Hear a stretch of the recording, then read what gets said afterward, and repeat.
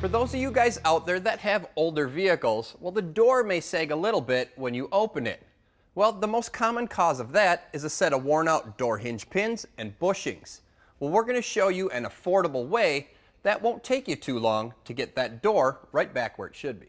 Now, our top hinge doesn't have any movement in it, and our bottom hinge has a little bit of movement here. But that little bit of movement on the front side of the door, amplified over the length of the door, is a lot of movement out here. So the way to fix that is to go to your local parts store and pick up a set of door hinge pin and bushings. And then all you got to do is put what's in here in here. The first step on our Ranger is to drill out and grind off the top of our pin. Sometimes these are not pressed in, so it's worth giving them a twist. But this one obviously is. Right, so now I'm going to try to drive the pin out.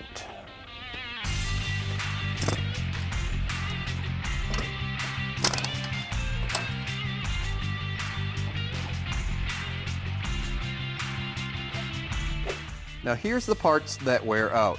Inside your door hinge are a set of brass bushings. And after years and years of opening and closing your door, those bushings wear out, allowing your pin to move around, and that allows your door to move around. Using a punch and a chisel, collapse the sides of the bushing and then just pound them out. Well, that was easy. In some kits, they send oversized bushings, so you may need to drill out your hinge. With the soft brass bushing in place, top it with a steel washer. That way you won't distort it as you're pressing it in.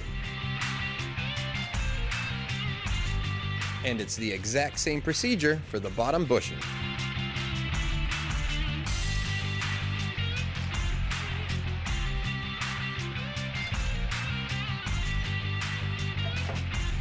Now the new pin is knurled, so it takes a little bit of persuasion to get it in place.